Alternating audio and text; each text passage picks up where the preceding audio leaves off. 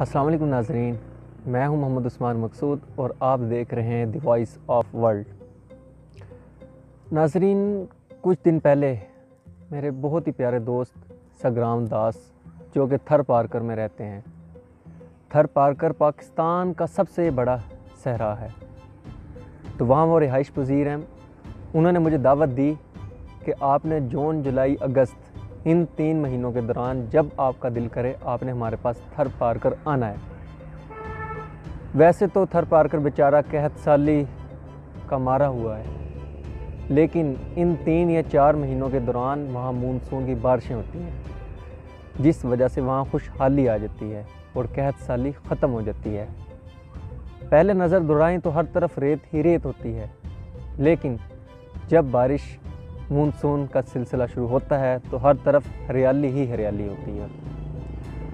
तो जितनी उन्होंने खूबसूरतियाँ बताई, उनमें से उन्होंने ये भी बताया कि वहाँ के मोर और हिरन बहुत बहुत खूबसूरत उस इलाके का हुस्न है। लेकिन कुछ रोज़ पहले मेरा उनके साथ रब्ता हुआ तो वो बहुत ज़्यादा परेशान थे।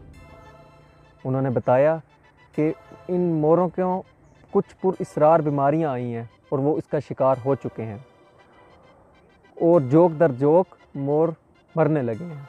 उन्होंने कुछ वीडियोस भी भेजी हैं जो आप स्क्रीन पर देख सकते हैं।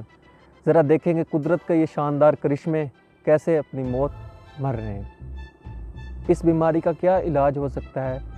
क्या वाइल्ड लाइफ डिपार्टमेंट जो मौजूद है पाकिस्तान में, क्या वो सरगर्म अमल नहीं है? क्या वो इस पर कुछ काम कर रहा है? पिछले साल उसने बताया कि कुछ अरसा पहले भी वहाँ ऐसे ही पुरअसरार बीमारियाँ आईं और बहुत से मोर मर गए, लेकिन हुकूमत टस से मस नहीं हुई।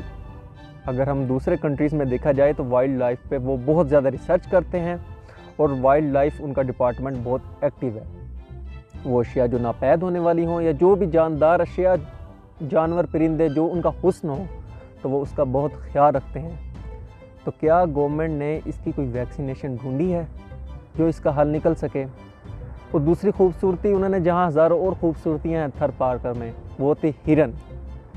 तो मोरों की तो कवरेज नहीं हुई, अलबत्ता मीडिया ने हिरन की कवरेज तो ज़रूर की है। कुछ रोज़ पहले यहाँ 7 या 8 हिरन का शिकार किया गया थर पारकर के एक गाँव में। तो गाँव वालों ने हिम्मत की और 3 या 4 लोगों को हिरासत में ले लिया और कानून के हवाले कर दिया। अब देखते ही हैं कि कानून आगे क्या करता है। क्या हुकूमत उनको इंसाफ का कटहरे में लाएगी या नहीं, ये तो अब वक्त ही बताएगा। बहसीयत कौम, बहसीयत पाकिस्तानी, हमें और हमारी सब की ये ज़िम्मेदारी बनती है कि हम अपनी कुदरती माहौल की हिफाजत करें। माहौल को बेहतर बनाने के लिए ज़्यादा से ज़्यादा दरख्त लगाएं और जो परिंदे या जानवर नापैद हो रहे हैं उनके शिकार से गुरेज करें। हर पाकिस्तानी का ये फ़र्ज़ बनता है। आखिर में मेरी government of Pakistan, government of Sindh से दरख्वास्त है कि बराए मेहरबानी कि इन जो बीमारियां मोरों पे बेचारों पे आती हैं और हर साल 1.5 साल के बाद आती हैं, उसके लिए कोई वैक्सीनेशन का बंदोबस्त करें ताकि हम इनको बचा सकें। यही हमारे माहौल की खूबसूरती है, यही हमारे पाकिस्तान की खूबसूरती है। और मेरी तमाम पाकिस्तानियों से फिर दरख्वास्त है कि ज़्यादा से ज़्यादा दरख्त लगाएं और अपने माहौल की भी हिफाजत खुद करें और इन चरिंद परिंद जानवरों की हिफाजत करें जो हमारा असासा है। और 14 अगस्त तकरीबन 1.5 माह बाद, अगले माह 14 अगस्त को एक हुकूमत की तरफ से बाकायदा एक शुरू होती है सरगर्मी दरख्त लगाना। तो उसमें भी बढ़ चढ़ कर हिस्सा लें और ज़्यादा से ज़्यादा दरख्त लगाएं, क्योंकि इस वक्त पाकिस्तान दुनिया में 8वें नंबर पे आ रहा है। वो मुल्क उन मुल्कों में 8वें नंबर पे आ रहा है जो सबसे ज़्यादा माहौलियाती तब्दीलियों से मुतासिर हो रहे हैं।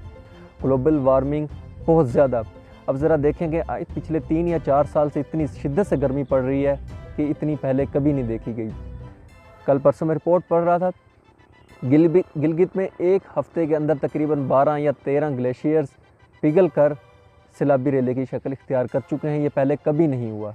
पहले साल में तकरीबन 6 या 7 ग्लेशियर्स पिघलते थे, अब एक हफ़्ते में इतने पिघल चुके हैं।